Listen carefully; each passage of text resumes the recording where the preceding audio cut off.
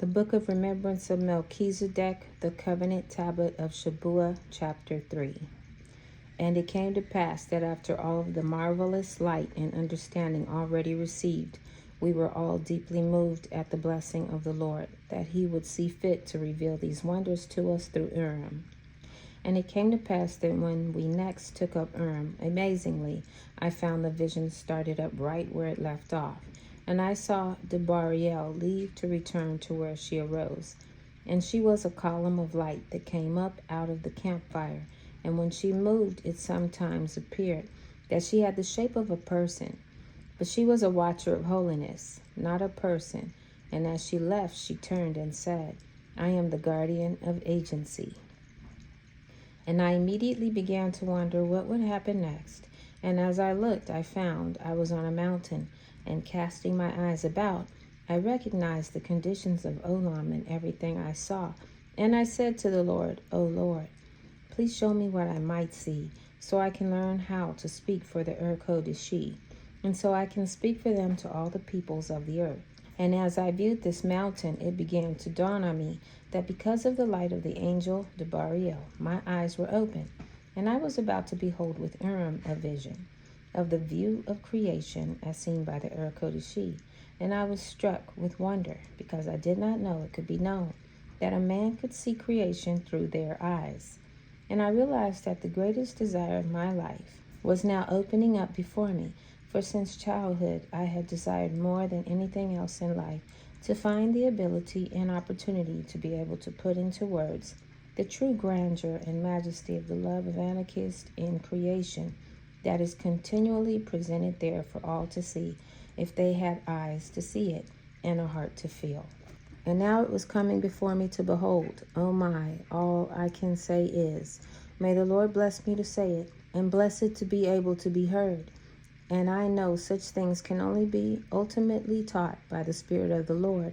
And I held my breath and looked, and I see that I am standing on a great mountain, and the view before me is not what one would expect, either in what is seen or felt, because the mountain is just bare dirt for as far as the eye can see, and because the feelings here of Olam are something no human has ever felt, outside of seeing it in a vision from the Lord, I will try to explain it.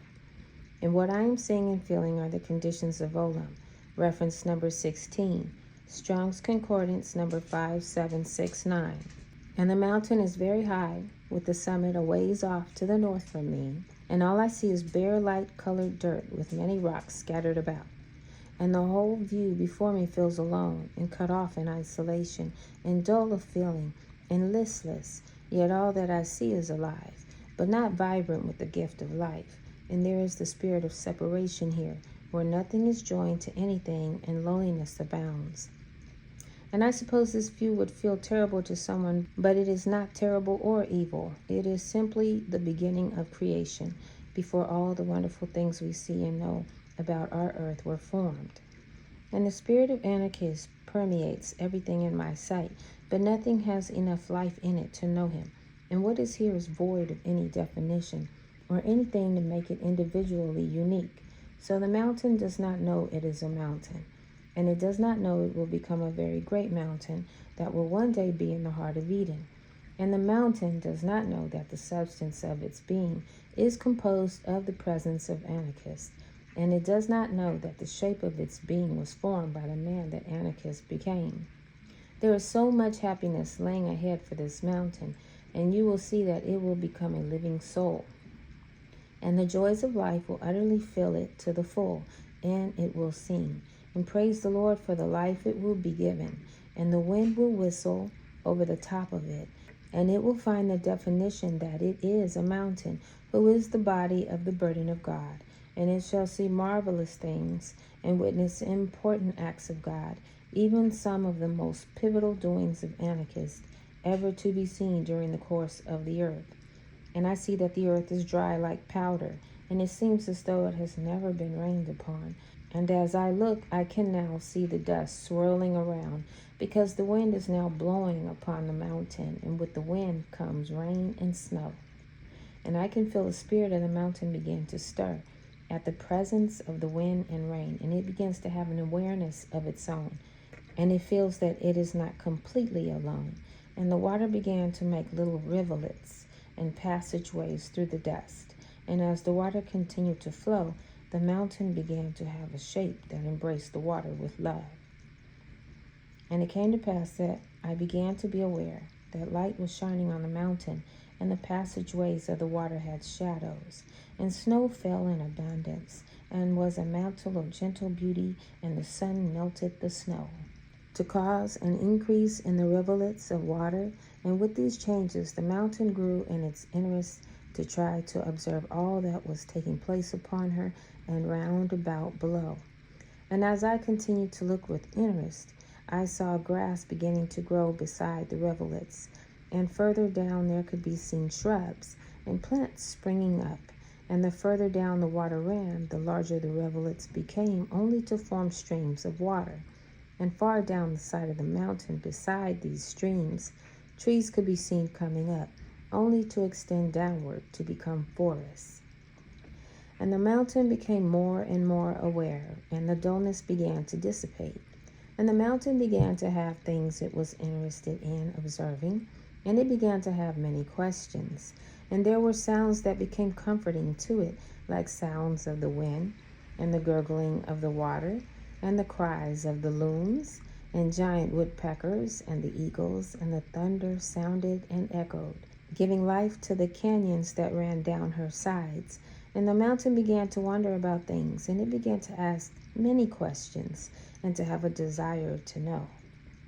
And one day it came to pass that the mountain was drawn to look far away into the distance, at the hills in the midst of the forest, and a little speck moving about caught her eye. And never had anything been so captivating as that which the mountain felt when looking upon this little speck.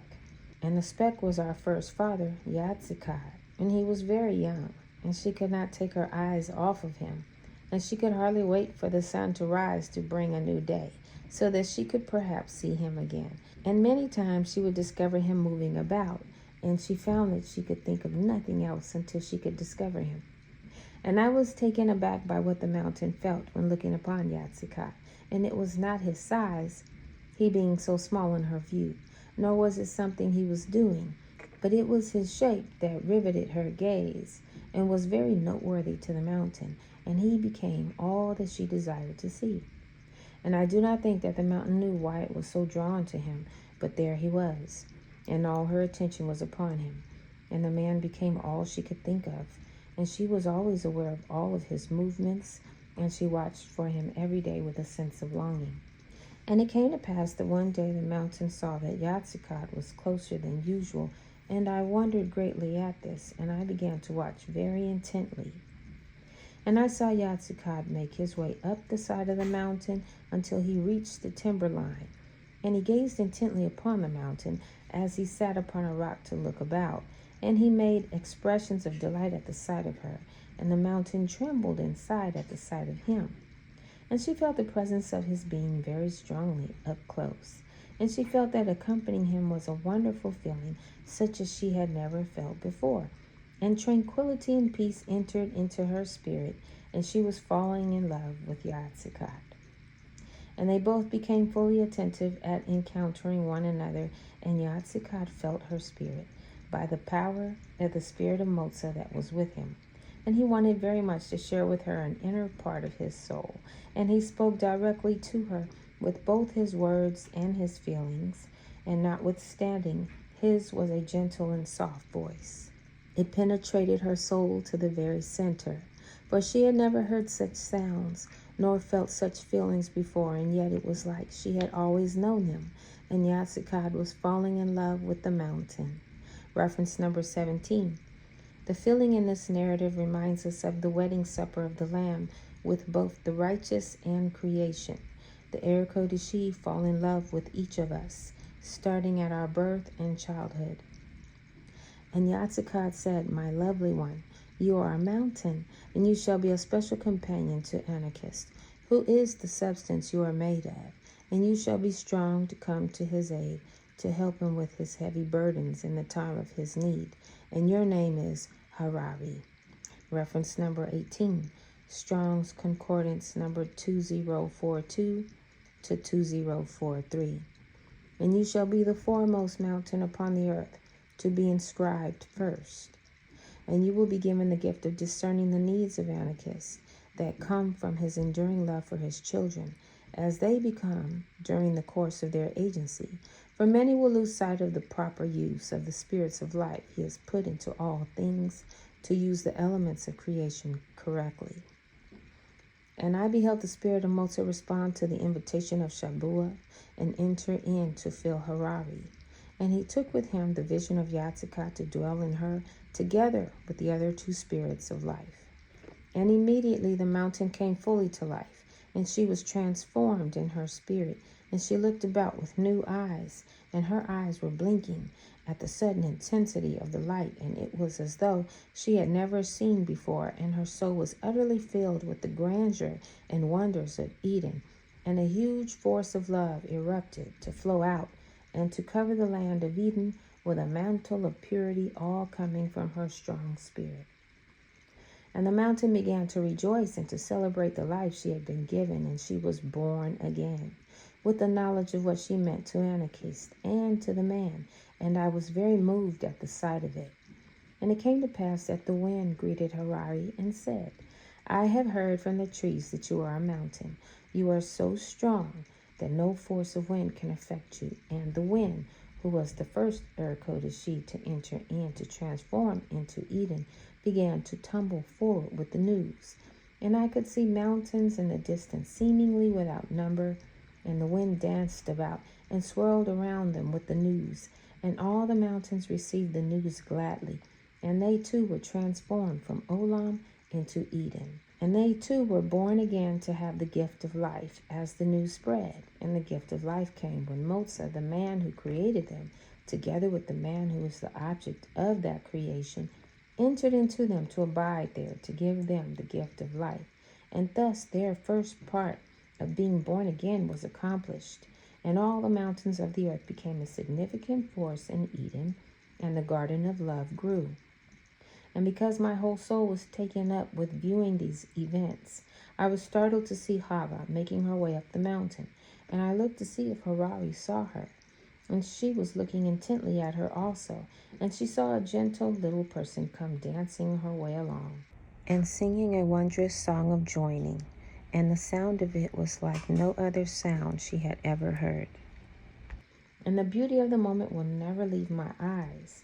And the mountain was fixed upon Hava, and Harari was amazed at how different this little person felt from the man. And a strong spirit of kinship awakened in the soul of Harari, and Harari embraced Hava fully, and the feelings of the dancing feet of Hava filled an empty place in her soul, and she could hardly contain herself, and she wanted to take Hava into her soul, and Harari was falling in love with Hava. And in the dance, Hava swayed to and fro, reaching upward with her hand to lay hold of this, and bestow it upon that with her hand reaching downward, and Hava had been pausing to look at the far-reaching view of the creations of Anokeesed far below her. And it came to pass that Hava, our first mother, looked up upon Harari, and she stood gazing upon one another for a while, and their eyes met, and their hearts became one. And it came to pass that Hava saw the melting snow and the rivulets running down. And she said to Harari, I am a woman, because I am taken out of man. And you are also a woman who is taken out of the earth.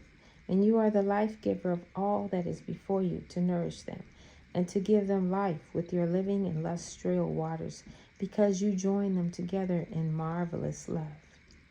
And Hava danced her way closer, and she reached up to lay hold of the waters, and she reached down to bestow it upon the grasses and herbs of the field.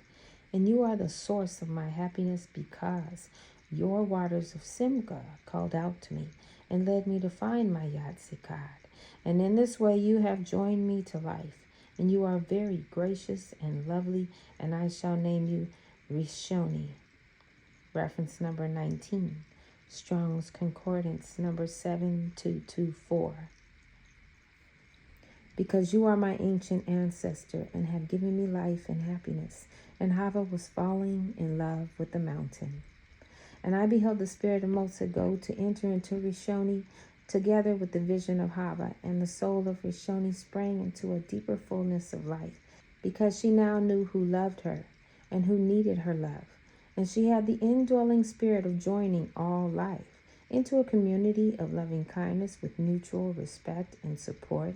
And now I can see a mountain that is whole, with a powerful spirit to love life and counsel any who would seek to understand the life they have been given.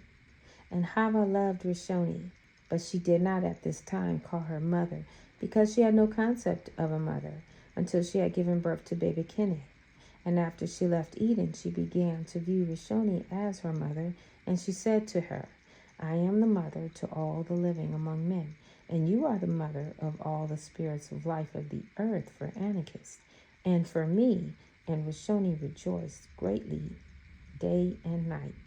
And thus the second part of being born again was accomplished, because now she knew what Anokeesed meant to her.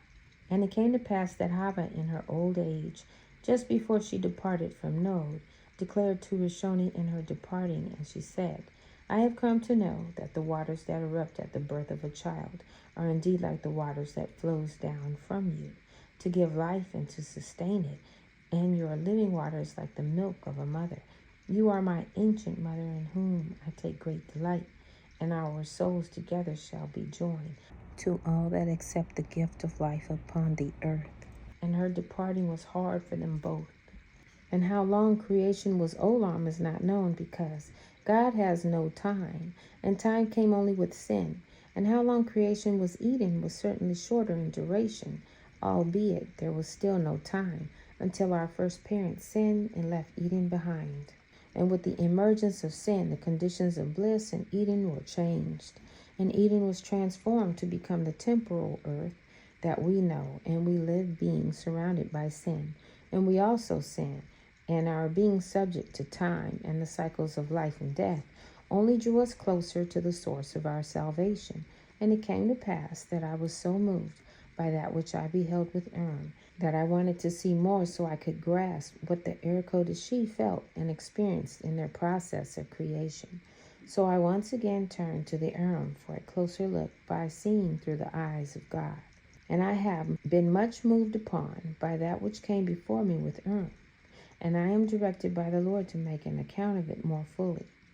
And my eyes began to see marvelous wonders of love, seemingly to all encompassing to communicate, and my ears began to hear words of distinction, and my heart was filled with gratitude for the hope and assurance of the plan of creation by Anokeesed. And I asked the Lord to take me back to view more of how the holy angels of heaven, even the Eerkodeshiy, viewed creation. Think of it. How did the grass and trees and rocks, the hills, rivers, clouds, and oceans experience creation? And what is their account of it? I had to know more. And it came to pass that I once again went before the Lord to look with and the Spirit of the Lord drew near, and he began to instruct me, and he said, all that can be seen was created by my hand, because I am the man that Anokeesed became, and all that has been created was meant to have life, and life has been created for man by Anokeesed and myself together. But take heed that you do not dismiss the role that man has played in creation, and do not think you know, but listen with care, seeking the Spirit, number 6 in parentheses, so you can be taught from on high. And the Lord continued, and he said, all the spirits of life now before you cannot know in and of themselves who they are, nor what their purpose is. In order to know these things, they must first encounter both the man that created them, together with the man and woman who are the subject of their creation, or that is to say, those for whom they were created. And this is so that they may be instructed and awakened by the spirit of both the man who created them and mankind for whom they are created. And the spirits of life in creation must feel with them and learn from them concerning the essence of their beings, and of how they may shed abroad the infinite and uncompromising love that they are made of. And for this reason, there will be a day of instruction. Reference number 20, Shabuwa. And thus each and every spirit of life in the created world must encounter mankind, both male and female, together with the presence of their Creator, who have been entrusted by Anokeesed with the task of knowing and defining all the spirits of life that are to be the home of man. And in this way, mankind, by the power of righteousness and salvation, can be a holy influence over the character of their worldly home. What loving father would deny his children having a say in what kind of a home they would spend their lives in? And after hearing this instruction, I found myself once again viewing the mountain, hoping that I could see more deeply the expressions of the love of our Father and how it is to manifest itself in our world.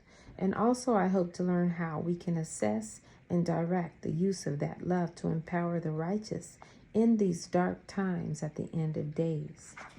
And the vision continued, and the view of the mountain is once again before me after her encounter with our first parents and the man, and she is rejoicing, and the view before my eyes will warm my heart forever. After Yaatsekawd and Hava left, Rishon began to be filled with desires, arising out of the love of Anokeesed that made up her soul, because of the intervention of the agency of Motzah and our first parents. And Rishon asked the snow if the snow knew who she was and what her task was, and inquired to see if the snow knew who her friends and family were. And she longed for our first parents to come again to instruct and love the snow. And Yaatsekawd and Hava heard her longings and began to visit her often. And they told the snow that it was friends with the sun and the warm winds, and the snow learned it was a voice of invitation to purify oneself, and the rivulets called the snow mother. And I could see that the snow took delight in her many children, and she praised Anokeesed that her children were the living water, and they could be counted upon to be diligent in their provisions of life.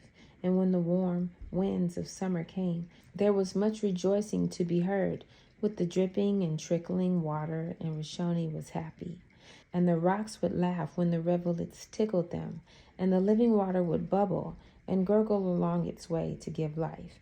And the sound of the streams awakening in the spring is one of the 24 conditions that brings the strong presence of Anokeesed even to this very day, and the sounds of it are the sounds of life.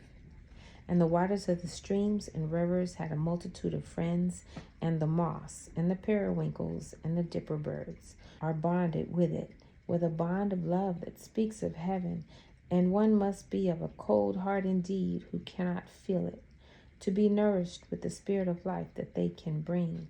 And the living water was friend to everyone, and Motzah was the name given by our first parents to the man that Anokeesed became, because the essence of his being is precisely that of the living water. And it came to pass that I began to see that everything loved Yaatsekawd and Hava, and all the spirits of life in creation looked upon them with abundant love, because they viewed them as the objects of their creation, and every person ever to be born upon the earth is looked upon in the same manner by them, whether their parents are righteous or wicked, and every tree we walk by sees us to be a child of Anokeesed, and their love for us is as expansive as the sunset is wide. And I saw that the Eerkodeshiy hover over us, like a hen does its chicks, and they delight to surround us with overflowing love and adoration. And when we sleep, they embrace us like we would our loved ones. And when we awaken, they enfold us into the bosom of their loving kindness. And all the wind and clouds love to follow us around to be our delightful companions, giving us breath and showering us with their benevolence. And it came to pass that I saw that the trees would tell the wind where Yaatsekawd and Hava were, and chatter abroad about what they were doing. And all the living souls in creation delighted in news of our first parents. And the hills would whisper, and they are at the river Simcha. Or the grass would quietly say, now they are with us eating berries. And it is well known by the watchers of holiness where each one of us is. And what we are doing, and the watchers of holiness are known as the angels of heaven, but we call them the Eerkodeshiy. Yea, all the Eerkodeshiy are excited to hear the news of the doings of the children of Anokeesed, and the holy ones stand in awe of the objects of creation. And be it known that some day when it is time to account for our use of agency, we will be saddened and embarrassed to know they loved us in this way, even while we were engaged in acts of disrepute. I only hope they can turn their faces away to limit the scope of their sorrow upon encountering the loved ones of Anokeest doing such deeds. But again, think of what it will mean when we learn the truth of these things, to discover just how much we are loved and cherished by the living souls in creation. What an unfathomable surprise lays in store for the unknowing in that day. What an indescribable day of happiness for us, to be fully bonded to our lovely ones in creation, both in this life and when we are carried to the other side at our passing. And it came to pass that I heard a great sound of praising, and I wondered what it could be. And someone said, Kahee, the fountain at Simcha has the news. And when I heard it, I knew why they were all rejoicing. For Anokeest was marrying Yaatsekawd and Hava in their wedding. And with that most holy joining before all the host of heaven, Eden was come to the full. And every living spirit Anokeest had created that had found their form to be a body for them to live in, found a home in the elements of the earth. And Shabuwa had run its course in Eden, and now every soul there was complete, and now had all four spirits of life resident in their souls, and creation had itself become a living soul, called the earth. And I saw a marvelous sight indeed, because my eyes were allowed to see that at the sight of their wedding, Eerkodeshiy had it made known to them that they too were male and female, with the same holiness that God meant for those made in his image to have. And the result was a great upwelling of love for one another, which spread among the Eerkodeshiy, and all those in creation embraced one another in a way they will not enjoy again until the end of days, when the arm of the Lord is revealed, and the righteous are gathered unto Zion. And I saw the very real truth that a holy wedding has the purpose by Anokeest himself to be a special time for us to signal the Eerkodeshiy that we belong to them, and that they have the charge of our watch care, and they are to look to us for instruction each day how to apply their love for that day. And when the Eerkodeshiy find fornication, they become confused and cannot tell who to watch over or listen to, or who to protect and defend, causing fierce winds of sorrow to blow to the destruction of the wicked. And when the Eerkodeshiy see parents abandon their children, they only see Olam, and they walk away, leaving the unknowing parents to their fate. And the Eerkodeshiy mourn greatly for the children, and droughts from the lack of living water are a result of their grief over children. So be aware of the central human value of the sanctity of marriage, and embrace it at all cost, for it binds you and your children to all the riches of the love of Anokeest that is resident in creation, and you will be preserved and nourished and protected, and the angels of heaven will be standing by to take your part during your times of trouble. And the objects of creation were a never-ending source of praise and thankfulness, and all the Eerkodeshiy awoke to their holy duties as the sacred home for mankind by the example of the sanctity of marriage that was brought before their eyes by Anokeest when he performed the wedding of our first parents. And seeing this, the Eerkodeshiy awoke to the rich companionship they had together in their sanctity of marriage, and all creation deeply loved their little ones, and they took delight in baby things, and the trees and herbs of the field loved the seeds of each other, and the wind was delighted to have the task of scattering them abroad. And in this way the love of Anokeest prospered, and was magnified greatly in the midst of the earth, and life filled the earth, and the dullness of the parents in Olam was done away by the life in Eden, and no father or mother in Eden would ever abandon their young. And now when the power of love that Anokeest chose to feel for us at the edge of eternity spilled out and flowed over, all the concourse of heaven bore record of the loveliness of the Son of God, who the ancients called Motzah the Lamb, and he is the living water.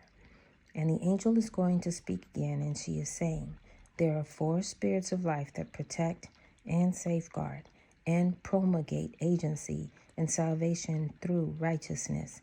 And by definition, righteousness is a right relationship between man and all the spirits of life in creation. And life in creation is one cohesive society consisting of Anokeest, mankind, and the Eerkodeshiy. And we are seen by the Eerkodeshiy and by Anokeest to be one family, and we are an integral part of a society that includes all the Eerkodeshiy, and I will list the 24 leaders here, for there are said to number 400 spirits of creation with 24 leaders, and I list them here in the order of their inscription, as it was known in Eden and all through ancient times. And the first three in each direction are the council of Elda.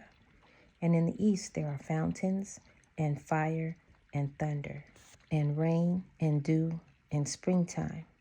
And in the south there are rocks, and mountains, and hills, and animals, and fruit in summer. And in the west there is the wind, and trees, and rivers, and clouds, and grass, and autumn.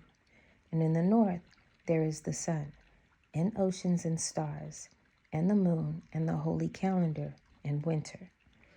And while we are a part of the larger society in creation, each of the Eerkodeshiy have their own societies. For example, all mountains are a society unto themselves, as are all of the individual groups of Eerkodeshiy listed above. And the spirit of life that resides in a mountain is part of the spiritual association with all mountains. Yet, each mountain is an individual with its own unique calling and purpose as a mountain.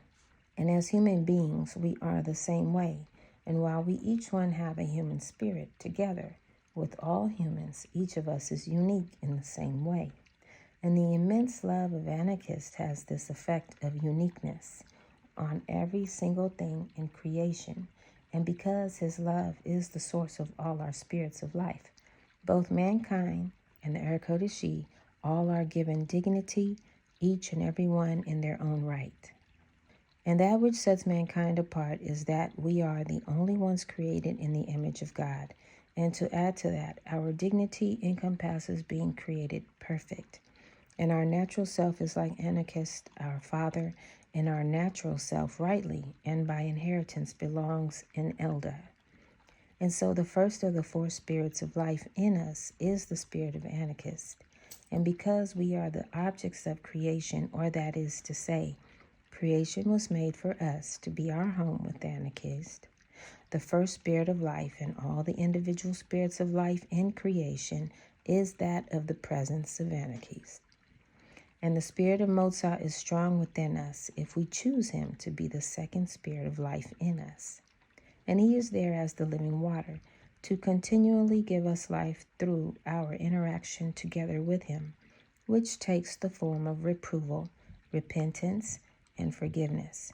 And the power of salvation in the living water flows naturally and efficiently through those three acts of companionship, both in him and us, in all our moments of life, to prepare us to return to live with our Father Anokeesed and Elda, and the presence of Motzah in us sustains the dignity of our natural goodness by his ability to forgive. And because we are the children of Anokeesed and he created us with us being a special gift given to him for specific and unique reasons, the third spirit of life in us is in fact that very vision of created purpose. And the fourth spirit of life in us is simply your being created as human beings with the instinct for survival and the tendency to seek dominion for the welfare of our families, and we are viewed this way by both the Decadarchiy and the Eerkodeshiy, as well as the host of those who have departed from our temporal world, who are called angels in the stations of heaven. And it is this spirit of life in us that causes us to instinctively want to survive and live, whether we are good or evil. And when this fourth spirit of life is all that dwells in us, together with the spirit of Anokeesed, because we have rejected the spirit of our own vision of created purpose, and also Motzah the Lamb. If we then reject this fourth spirit, leaving only the spirit of Anokeesed in us, then we feel compelled to take our own life and no longer strive to live and survive. And it is critical to understand that fourth spirits of life in the Eerkodeshiy are different in one important way. For the Eerkodeshiy have no vision of created purpose of their own, but they have ours together with the other three, these being the spirit of Anokeesed, the spirit of Motzah, the spirit of our vision of created purpose, and whatever spirit they are, according to their individual definition and creation, whether it be a rock, a tree, a cloud, or a hill. And it is important to grasp the reality that your spirit lives in all the Eerkodeshiy, making it natural for them to love you and be well acquainted with you, and to know why you were created. And for this reason, their expectations of you are ever a source of reproval that should not be dismissed. And bear in mind that the Decadarchiy have once and for all rejected and cast out our vision and the spirit and presence of Motzah, leaving only two spirits of life in them. And if you allow them to influence you to reject your own spirit of life after you have rejected Motzah, then you cannot be who you were created to be. And all of our becoming is defined by our interaction between these four spirits in us. And there are two expressions of agency, or that is to say, of the process of becoming. The first is the process of becoming through agency that is done by all the watchers of heaven, to include both the Eerkodeshiy and the Decadarchiy. And their process of becoming is such that because they have no vision of created purpose of their own, their agency can be fulfilled by sevening, and that is making a sure determination and repeating it 7 times. Reference number 21, Strong's Concordance number 7620, number 7651. And after that, all the Decadarchiy and the Eerkodeshiy find their pathway permanently set, whether they have chosen for good or for ill. And the Eerkodeshiy chose good, and the Decadarchiy chose ill. And thus evil is always evil, and retains its very nature through all the course of the earth, and good is always good, and retains its very nature throughout the course of the earth also. And all these determinations were accomplished during the first 7 generations of mankind. And because of this, the Eerkodeshiy now do not sin, but they abide the law of Anokeesed. And the Decadarchiy will find no forgiveness and cannot be saved by any law or act of redemption. The acts of their sevening being the unforgivable sin, having completely rejected the spirit and presence of Motzah the Lamb, which is the only way back to Elda. But for mankind, because they have a spirit of life that belongs to them, it being their vision of created purpose, mankind can only lose their agency by sin, and their vision of created purpose can only be infringed upon by agency in their acts of becoming. And mankind can act to seven themselves by determining to do acts of holiness 7 times, to support, to build, and to nourish agency over and over throughout their lives. For example, my wife and I have sevened ourselves 8 times over in the sanctity of our marriage. So it is imperative when raising up our children unto the Lord that we teach them and influence them to repeat holy behavior and commit to it over and over, even 7 times and more, and to do it again through each and every phase of their lives. And if you do this so that holiness becomes their habit, you will firmly safeguard their visions of created purpose, and you will have the joys of seeing them return someday into the loving arms of their Heavenly Father. And if you see them seven themselves with evil acts, your days will be filled with sorrow. And you can have little children by the time they are 7 years old who are good and gentle and caring and loving, and who share like Motzah the Lamb. And they can begin to commit themselves and seven themselves, and great will be your joy in heaven. And every phase in our becoming can be treated in this manner in our youth, in our marriages, in our parenting, and grandparenting. All can be solidly reinforced and supported by our righteous acts of sevening. And so we find these 2 paths we can take in the course of our becoming. And the Lord is respectful of our choices, even when they burden him down heavily. And he is so lovely that he still has no animosity even for the wicked.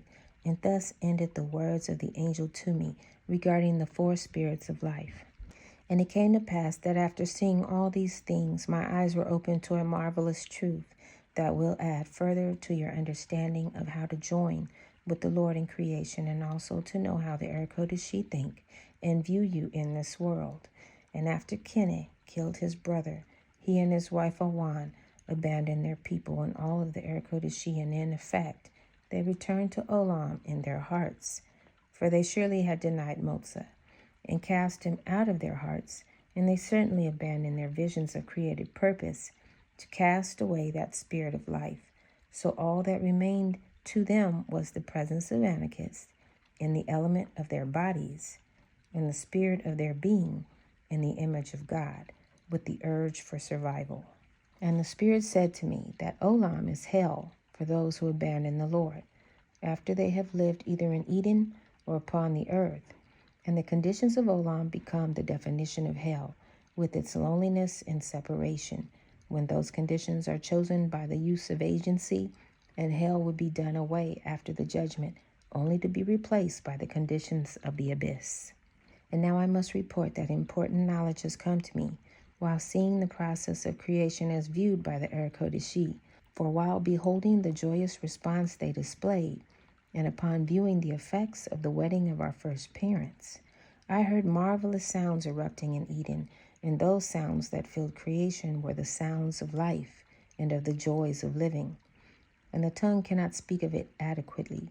One must have ears to hear such sounds, and they are the laughter of children at play, or the tender whisper from a father to his child, or the gentle song that arises from the hearts of the thankful, and the sound of the waves of the sea, the sounds of a gurgling brook, the sounds of birds singing, or the song a whistling toad sings to her babies, and all such sounds are the sounds of life.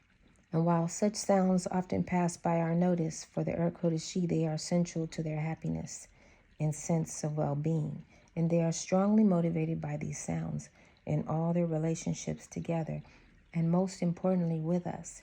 It is so even though we are entirely unaware of what they are feeling and how they are responding because of sounds. And in Eden, all the sounds of life prospered and lay like a mantle of peace upon creation, and all creation is very sensitive to sound. And into this pleasant scene, the devil came crashing into the trees of Eden, and he is a meteorite.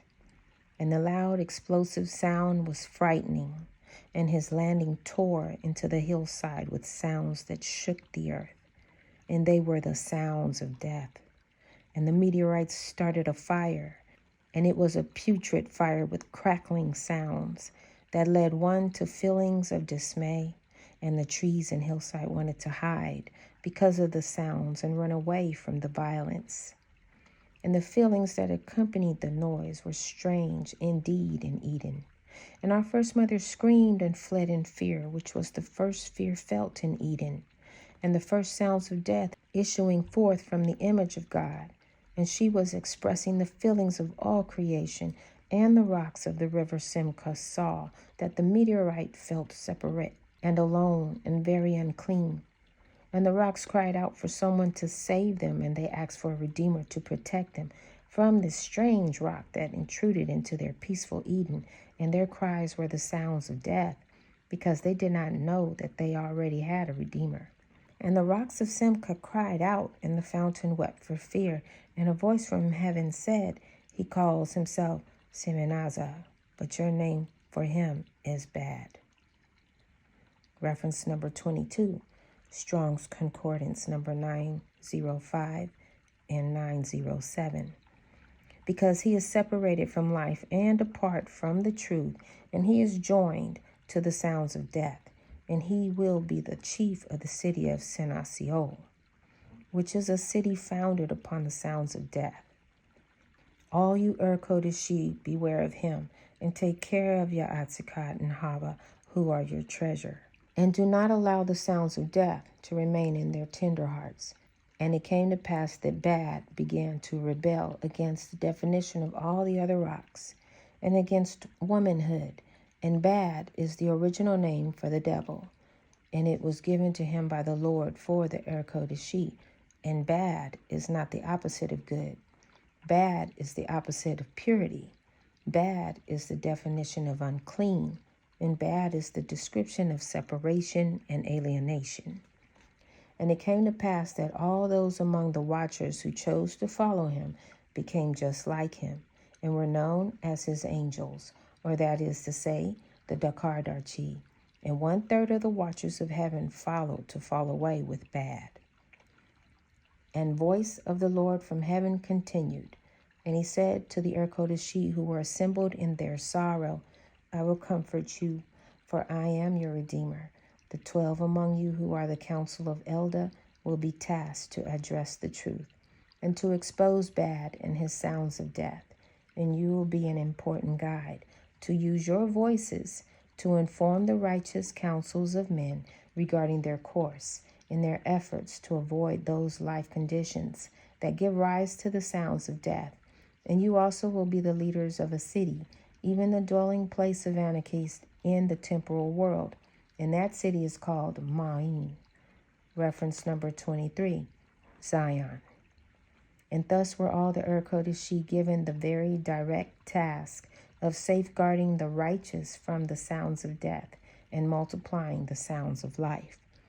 And there are 3 among you who will be stationed on your council in each direction, and they shall inform those on the council of the righteous among men when Anokeesed has a need to commission them to manage the sounds in creation for the righteous councils in the communities of Maween. And this council shall abide during all the course of the earth, so we can count their names one by one, and expect them to perform this task for us. So listen to this council of Elda and expect them to be filled with reproof for making or allowing any sounds of death. And it came to pass that all the Eerkodeshiy were comforted, and those on the council wondered what their other duties were with the council of Maween. And the Lord said, your other duties are virtue, and it is virtue that will safeguard the sounds of life. And the Eerkodeshiy said with one voice, what is virtue? And the Lord said, look and see. And all the Eerkodeshiy looked, and they beheld the time when Bad was chief of the city of Senasio. And he was not loyal, nor faithful to those in his city, but he fed off of their feelings that make lies. And he was nourished by their feelings of deception and cunning, and he was insidious. And he loved the feelings of the greed that motivate thieves, and it was delicious to him. And he was drawn to devour the feelings of hate like a meal, and lust was delightful for him, and killing was his goal in all things, because he hated the gift of life, and he is the enemy of purity. And Bad fed on these feelings wherever they were found, like a vulture upon a carcass. And like them he cared nothing for the carcass, and cast it from him when he was finished. And upon hearing all this I wondered why Bad would abandon the wicked, and lose the ones he had with him after leading them astray. But Bad is void of loyalty toward anything, and he only has attachments to use for his own ends, before he discards them utterly with no remorse. And many there will be among men who call him father and pattern their lives after him. And Bad fed on these feelings of evil wherever they are found, and he would go from one source of them to another, and he would up and leave the wicked, leaving them lost and humiliated and in a rage, after leading them to their spiritual death. And Bad hovers over those among men who feel these things. So be careful to disassociate yourself from the sounds of death. And thus when the Eerkodeshiy viewed all these things, they knew what virtue is. And it was clear to them that virtue is to be faithful and loyal and honest and diligent, and to be harmless, and to accompany companions and strangers in their time of trouble. And they love the discipline it takes to avoid lust. And they would not pursue the satisfaction of possessions, nor would they seek to find dominance over their fellows, to oppress them, but they loved freedom and the sanctity of agency, and ever sought to safeguard the gift of life in all things by issuing forth the sounds of life. And the Eerkodeshiy began to nourish and provide for Yaatsekawd and Hava with a new and fresh determination in their hearts, by making the sounds of life fill their encampment. And they saw to it that they might not stumble or fall to be hurt, and thus cry aloud. And they watched over them all during the course of their lives, to see that they not feel anything to do with contention or confrontation, which could bring the sounds of death, because Anokeesed grieves at the sounds of death. And they fed our first parents with diligence, so no sign of hunger could be heard. And they brought to them delightful occasions of rest, and showed them beautiful things to see. So they could hear happy exclamations, and they determined that they would see to it that each day would be greeted with delightful singing of songs of joy by the birds of the morning, and the softness of the birds singing in the evening. And all this spilled out virtue into Eden, and the sounds of life were magnified in Eden, and the sounds of life for the Eerkodeshiy became the foundation of the gift of life, and a strong signal of the presence of intelligence. And the sounds of death became the foundation of ignorance in the eyes of the Eerkodeshiy, and also depravity and laziness prospered, with the lack of virtue in Senasio. And loud noise and raucous music flowed out of Senasio. And it was not music made out of instruments made of the Eerkodeshiy, but instruments made to please the Decadarchiy, and the sounds of shouting and contention and weeping and sorrow and bickering born of fornication prospered in the world of Senasio, and accusations were their watchword. And thus the Eerkodeshiy declared that they would choose virtue, and the sounds of life were their gauge to determine their success. But the Decadarchiy chose sin and corruption, and they took great delight in the sounds of death. And this was their signal of declaration to commitment in the first great 70. And the counsel of the Eerkodeshiy moved out in creation with a sure determination of good. And from that day on they taught virtue with diligence and patience. And the righteous were not ever rude before the God of heaven by making loud noises, and infants who are close to Anokeesed are afraid of loud noises because of this. And these things have followed down from one generation to another because of these teachings of the Eerkodeshiy. And there were times that the council of the Eerkodeshiy taught their fellows who were new and seasonal in the temporal world, and they would ask the righteous to help them teach, but they were distressed because the righteous did not as yet have the means to do so, for they needed the day of instruction. And I knew their remedy would come with the sevenfold covenant of Shabuwa that would be established in the course of time by the hand of Melchizedek. And while the Eerkodeshiy tended to the watch care of the righteous, the Decadarchiy hovered over Keneh and Awan, because there was nowhere else that they could find the feelings which they sought to feed on, and be aware that when we have such feelings, the forces of evil, together with their selfish desires, will seek us out like a vulture, and we become their carcass to feed upon. And when Yaatsekawd and Hava left Eden, the Eerkodeshiy went gladly with them, because they were their loved ones, and the angels of heaven danced with delight to go before them into what was the unknown for all of them. And the Eerkodeshiy went before them, scouting out the way, and they were unafraid, and they stayed around them day and night. And the hills had the pleasure to count their footsteps upon them, and they took note of the objects of the eternal love of Anokeesed passing by their way. And to this day those hills know where the first steps of our first parents can be found. And they hold that the steps of the righteous are a holy place all during the course of the earth, and they seek to live there. But the Decadarchiy were afraid to leave Eden, and it was they who were cast out. In the very moment the cedar tree became dark, and our ancient parents were not cast out. But Anokeesed was sorrowful that our first parents had to leave Eden, and they had to leave, because there were no restraints upon sin in Eden. And had they continued to dwell there, sin would have presided in paradise. And the Decadarchiy viewed themselves as cursed unto death, and held that they were rejected, and it only fueled their desires to be strong in their wickedness. And the Decadarchiy hated the restraints put upon them that they found in the temporal world, for goodness and holiness and purity and love are spiritual qualities that must be sought after by man in the temporal world. And the Decadarchiy would never seek after these qualities, but righteous mankind with their agency earnestly sought after them. And in Eden, the Decadarchiy had the advantage in that the environment, and it was such that all their actions were spiritual. And there was as yet nothing temporal, and no distinction known between sin and holiness. And so it was the Decadarchiy who viewed themselves as having been cursed to death and cast out of Eden. And they felt rejected and completely bewildered with the onset of becoming temporal. And all this trauma coming to them caused them to become embittered. And their bitterness was enlarged because they had a long wait for some human to use their agency to choose sin, and thereby join with them to give them a place in the temporal world.